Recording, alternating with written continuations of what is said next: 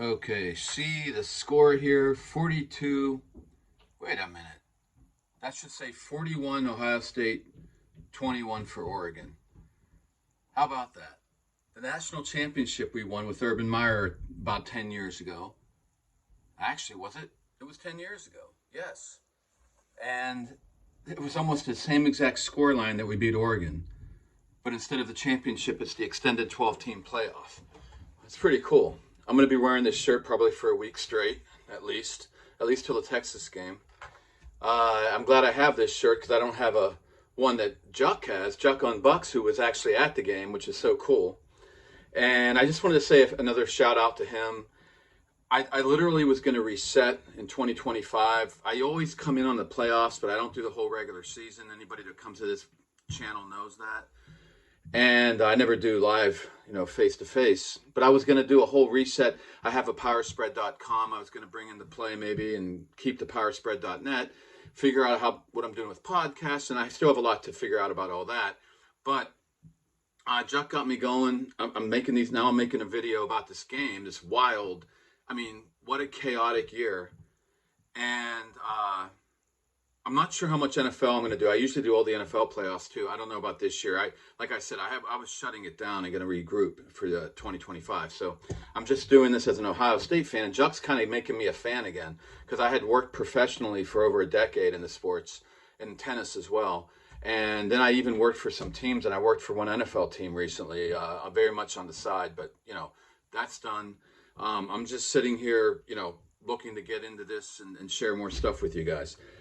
I want to say one thing to start off too, and no one's going to buy this except if you go back and listen to it's on at least one of the videos I made in the last couple days, maybe more than one. I'm not sure. I had a weird feeling. I kept saying I have a weird feeling, and then I said to my friends directly, I have a weird feeling. I wrote to Juck, I have a weird feeling. I don't want to say anything more. Now I'll say it. Believe it or not, I know it's after the fact, but there was no way I was going to jinx this. I thought Ohio State was going to kill them. I really did. I had a weird feeling. Not to say that we're not that much better than Oregon. It happens, and everybody knows this in the world of sport, especially today. But I'm not surprised. I don't know how else to say it. On my college football preview podcast, if you go back to that, and that was when the year started, I said I thought people were overrating Oregon. I think they're a great team, and they're going to be great going forward. I think Lanning's done a great job. A whole bunch of good things about them. I thought, there were two really top teams in the Big Ten, Ohio State, Oregon. And no, not Penn State. And USC was debatable, and then they didn't do so well. And the rest of the teams were trying to come up. Indiana had a horribly weak schedule, but Cignetti's doing a great job. I'm not surprised by that. Anyways, so yes, Oregon's a great team. This was not their year. I never thought it was too early. I didn't think they were going to do it this year. I had Ohio State and Georgia, like a lot of people. I think those are the best teams. Whatever happens, I still say those are the best teams. I said Ohio State in two phases of the game are the most talented team in college football this year. And a lot of people feel that. I thought Texas was my third team. And the surprise teams would have been Bama or Notre Dame. And I don't think Notre Dame's ready, and they'd be my surprise team. And I thought Bama was too much of a culture shift with DeBoer. I didn't think that was going to happen, but my surprise teams. Okay, so Bama didn't even make the playoffs. Notre Dame has a shot. They're going to play in about 5 minutes, or it's almost 4 o'clock here, so where I'm at. I think they have a shot to beat Georgia, especially without Carson Beck. But Notre Dame's also had a lot of injuries, lesser notoriety about it. A lot of people aren't talking about their injuries, but they've had injuries, and I'm wondering if that's going to hurt them more than the Beck not being there. I like the backup quarterback for Georgia a lot, but he doesn't have the experience of Beck. So watch and see. We'll see. Another thing that doesn't surprise me, the only thing that surprises me about the playoffs right now is that there was a close game, and it shouldn't have been. There's been one really, overtime, double overtime game, and then one relatively close one. They both involve Texas. They both involve Texas being in absolute control of the game, being a much better team in the game, being in control even in the fourth quarter, and then they kept backing off the pedal. And to the credit of Clemson and Arizona State, they fought. They did fight, and they came back. I don't consider those great games. It's a great watch. It's great for the fans. It's ridiculous. Texas should have put those teams away, period. Okay, so then we would have had all blowouts so far. I don't know how much to get into this whole college football chaos. I'll talk about that a little bit later on this video. It's been tough for me as far as the quality of the game, but I knew there'd be chaos with everything that's going on, so I'm not surprised by that. It's, you know, I don't feel a lot of these teams are even playoff deserving, and I've said it and I'll stick to it. I don't think Ohio State should lose to a bad team like Michigan. And I'm sorry, don't give me the bowl game. Bowl games are a joke, and half the players aren't playing. Motivations are all over the place. And so I don't put any credence into any bowl. Remember last year, USC, oh my God, what a bowl game they played with that new quarterback, and they're going to be great next year. And yeah, okay. It pretends nothing to the future. It's just, you know, it does say something about the coaches, I think. Can you get teams ready when it's hard to do this in this age? But, you know, Bama seriously disappointed they didn't make the playoffs. Michigan just happy that they were even in a bowl game, because they really were easily could have had 2 more losses to USC and Minnesota, and could have been 4-6 and should have lost to Ohio State. So again, back to Ohio State. The reason they're in the playoffs is because the teams weren't good this year. They were just not good teams. Do they deserve to be in just because there's nobody else? I mean, they have the most talent. I don't know what to say about it. I'd say if there was ever a year where it should have been 4 teams for the playoffs, this was it. But I'm not saying this 12-team playoff won't work in the long run. I'm just saying this year, wow, bad quality. Thank God some teams like Arizona State fight hard. Boise State, SMU, all the credit to them, but they're not these big schools, especially NIL. They do not have the talent now to compete with the NIL, though Lashley at SMU is doing a great job, you know, and he brought in some real talent from the NIL, but still, it's not like Penn State, let alone Ohio State right now. So anyways, wasn't totally surprised by the score. I mean, by a blowout. I had a feeling about this, and I don't know if I would have said it before the game, would I have jinxed it? I swear to God, this stuff happens. I say stuff, if I keep quiet, it actually happens. Anyways, the surprises I have a little bit is Will Stein is an excellent offensive coordinator. He had to get totally out-schemed by Knowles. Not totally surprised. He won the first battle in the scheme battle, and not the second, obviously. So I'm going to look at film, check that out. Surprised that we scored we were able to shut them down so well. And then the other surprise, and I think this had a lot to do, something to do. I watched the interview with the Oregon guys after. I was more interested in that. And I have to say, it was great to see. Lanning got his plate handed to him, you know, eating crow. He's just sitting there. And I love Lanning for a lot of reasons, but I also think he gets real cocky. And fans were getting cocky. The media was getting cocky. Everybody was picking Oregon. It's a little silly. Gabriel was getting cocky. And I'd like to see them sit there and deal with it. It was almost like, hey, for my own player, Will Howard, okay, I'm a Ohio State fan. I did not like what I saw from him after Indiana, giving finger everywhere and doing little typing in the camera and yelling F you to social media. Yeah, social media is ridiculous. Media is ridiculous. I get it. But it's not the way to handle it. I think he's young. He's learning. He didn't do that after this victory or the victory at Tennessee. So cool. But no, I think that's ridiculous. That was atrocious behavior to me. I was like, oh my God. And where are the coaches? Like, they should be like coaching this. Like, don't act like that. Let your actions on the field do the speaking. But anyways, I'm really beginning to think that, and I've been thinking this for about a year or two now, about a year. I can't believe it, but I think social media is really affecting the game and these players. I would almost say you have to hire now people to go out and, like the Eagles. I keep talking about it. It's so funny when Brandon Graham came out and said that Hurts and AJ Brown weren't happy, and I have some inside information on that one, and I can tell you it's true. All of that. There's a lot of drama with the Eagles, but he came out and said that. So what's that going to happen? What's going to happen in the game? They're going to throw it to A.J. Brown the whole time. Hurts is going to act like he loves him. They're going to jump around. So you could start to like send out little minions, like social media guys, and like spark things up. And then so that will help you understand what the game plan will be. I'm kidding around. I don't know if that could ever be possible, but this is like silly to me. I can't believe it. But media, social media, it's gotten so big. It's affecting not just college, but the NFL. And I just think Oregon was listening to the press too much, their own press. It was cocky, and Lanning said it. I didn't game plan well for this. I don't know if he truly believes that. He's going to watch the film and decide. I don't know. I'm going to watch the film and see what I see. But wow, so some of this was just Ohio State's really hot. They have the better talent, and then this time Knowles is a genius, and Day and Chip Kelly know their stuff.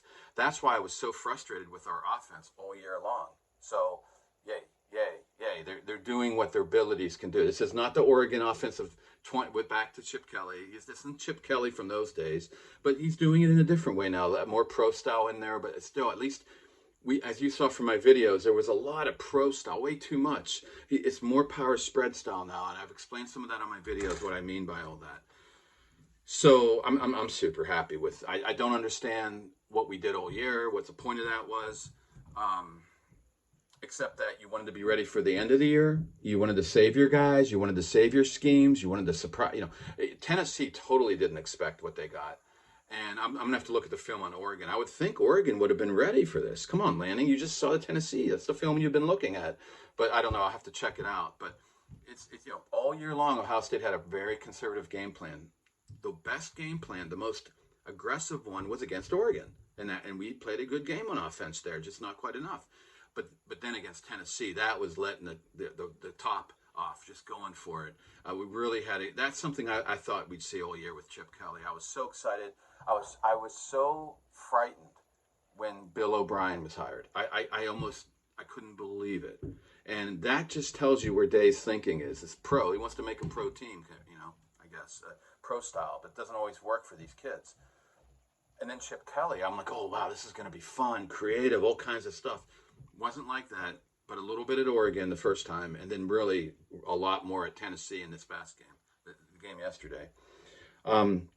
So I'm just shocked that there's such an effect, and even in the NFL, I've seen teams quitting in the second half, and I don't know what's going on. Is everybody worn down from all this media crap and social media? I have no idea. It's going to take more understanding and learning and watching. I don't know, but I've never seen so much silliness, which is just, again, hurting the quality of the game, and it's tough. This wasn't representative of how good Oregon is. They got out game planned and all that, fine, but it's a little silly. But that's what we have, these playoffs. I don't even think at least half of these teams aren't real playoff teams. And yeah, I'm sorry, guys. That's how I feel, but and I'm an Ohio State fan saying this, so I should be just like, right now, but I am. I'm excited as heck that we turned it around, and I'm not even sure we should have been in the playoff. But what playoff? A 14 playoff? No, but in a 12-team playoff? Yeah, I guess we deserve it. False narratives. I want to talk about that real quick. I went on to the other YouTube I went on besides Chuck, a little bit of Menace to Sports, and then also the Lanning interviews, the interviews of the Oregon team. And then I went on, and I never go see McAfee's stuff. I don't care about it, but I checked it out. With Saban today, the brilliant Saban, and I just went to town. I left a huge comment. Maybe I don't need to be so rough about it, but I was just like, I called it a moronic narrative. Back in the first game, Oregon game, and if you've seen the film that I did, saying that, Knowles needed to be more aggressive, because why? We had 0 sacks. So what's going on? And after all my reviews of that game, he was more aggressive than I even thought he was. Seeing it back then, reviewing it 2 months later, it's even more. It was over aggressive in the first half, and I said that in the video over and over. The one scheme I keep talking about, I've never seen a 2-man blitz, all the linemen dropping off in the cover in the zone, middle zone, so it's a cover 0 because everybody else had man-to-man, and they were really sitting on the sticks. So all you had to do was do some deep routes, and we were in trouble. It was a 2-man rush with cover 0 behind it. Wow. I love the experimentation. Maybe not at that time against that team. We got burned for it, made adjustments, Knowles backed off a bit in the second half, more sound coverages and everything, and it wasn't as bad, but they still scored some points because they played a great game. And Stein has a great game plan and great schemes. I figured that Knowles learned from that, and you know, and then I saw in the Tennessee game, and I did some video on that yesterday at the last minute. I loved it. Now that's an Art Briles style offense, totally different. But 5 DBs across the board, and then they just morph real quick after the snap into cover 3, 1 man, quarters, and there was even like a quarters with a Tampa safety, Downs. Downs would come up and spy, and they go into like a cover 3 or a 2 match, a cover 2 match football. Or they went into quarters one time and a couple times, and Downs would come into the middle, like in the hole, like a Tampa. So you have 4 guys, you know, in the quarters, and then Downs in the middle. It's really cool. Like, what do you call that, a Tampa 5? I don't know if... So it was just cool stuff by Knowles. It was simple. These guys knew it, and the linebackers were always on the hang, and the D-line was just a 4-man rush, and there was some surprise blitzing, some exotic stuff on third down.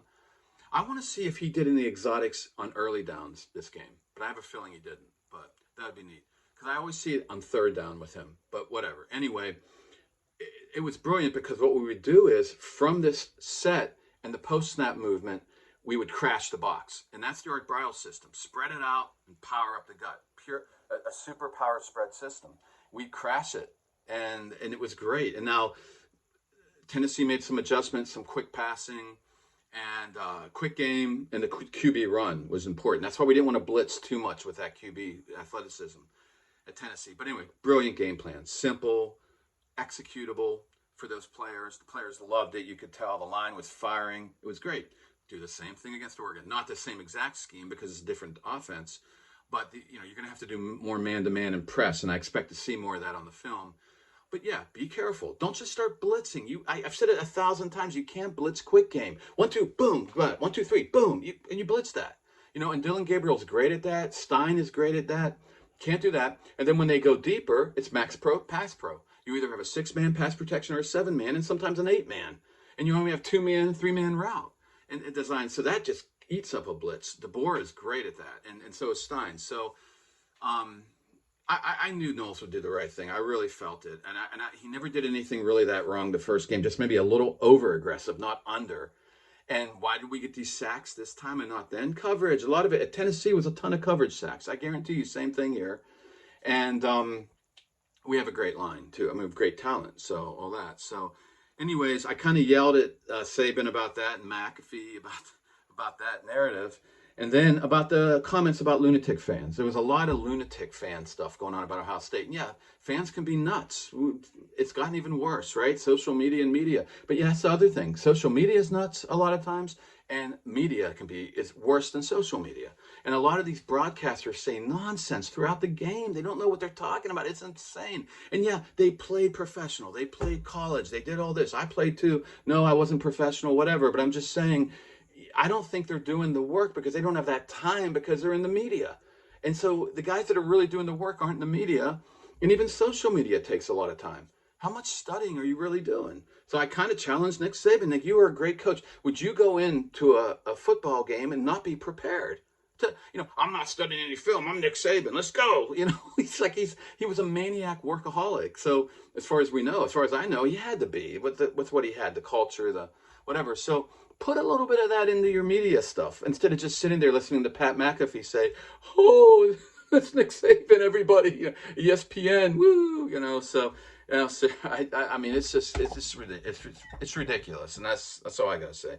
And Nick Saban came out saying we needed more pressure or whatever, but he did say something like back then. I remember, he's not in the room, he's not doing the game plan, so he's careful to say that. He's a coach, he knows better, but. Yeah, if you really looked at the film, no, there was not much Knowles did wrong. It's just Will Stein's a great offensive coordinator, great talent on Oregon as well, and Gabriel's a veteran QB, and he got a little out-schemed, and looks like he got his revenge big time. So the false narratives, and maybe I can do something about that. Chuck and I were talking about that. I'd like to be the guy that comes out and yells about this, but I have to do it in a timely fashion, not months later, and all that. I just kind of fumed with my friends for a while. Like, I literally sometimes have to just turn the audio off on the TV. It's better that way.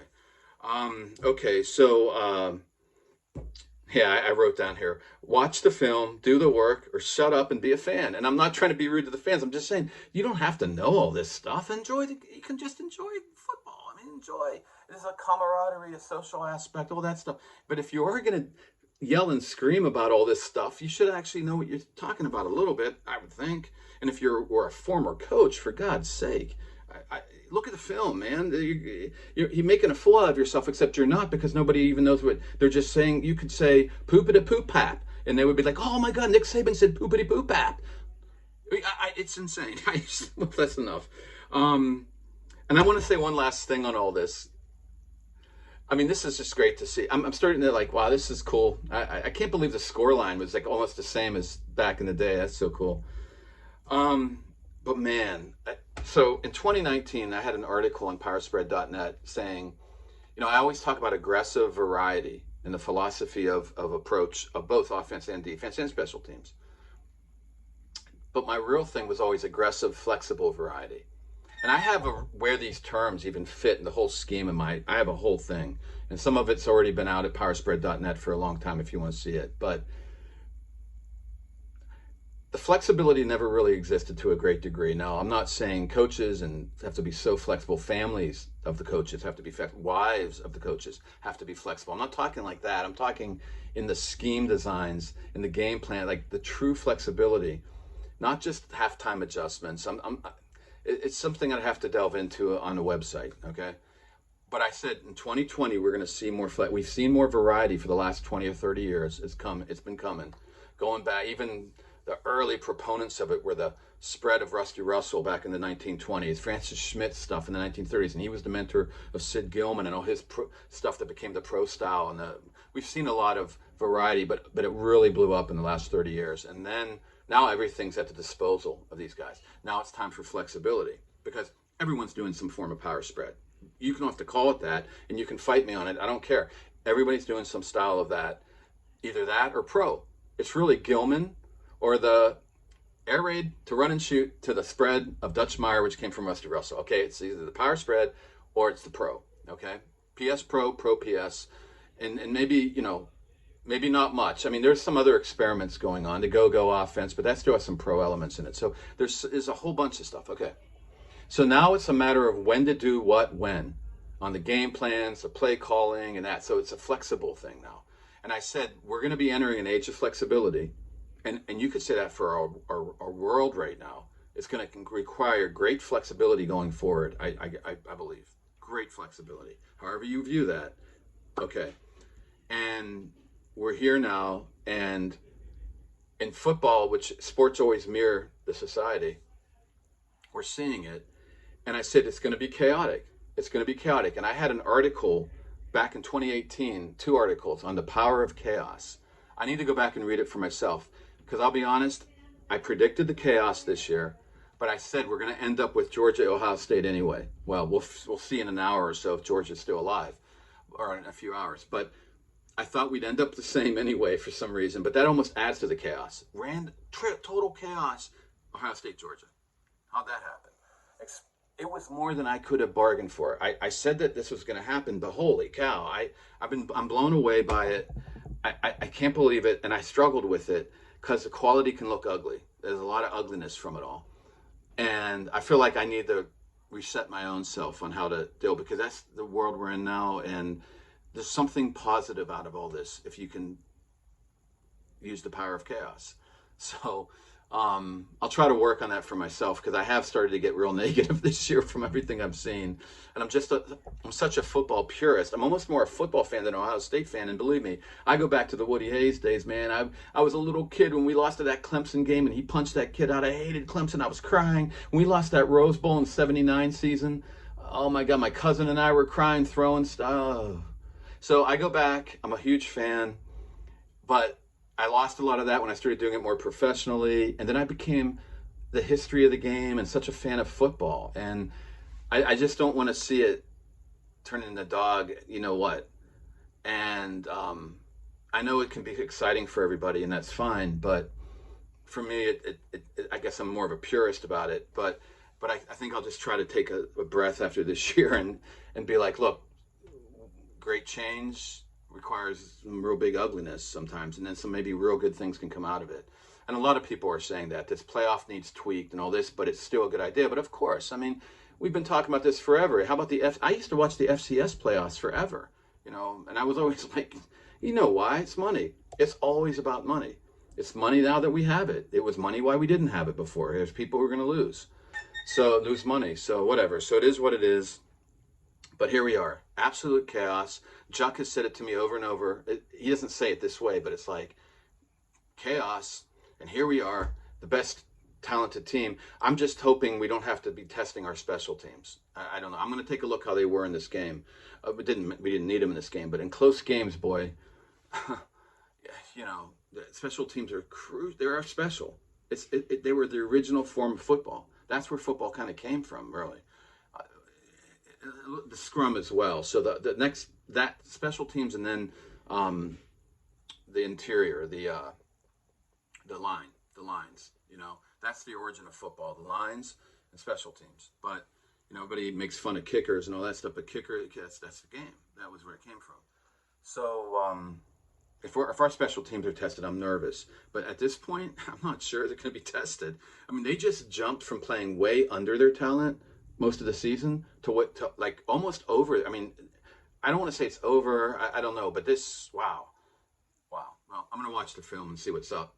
Anyways, thanks for listening. Any of you guys checked in. This went way longer than I expected, but I just felt like rambling, so I did a ramble.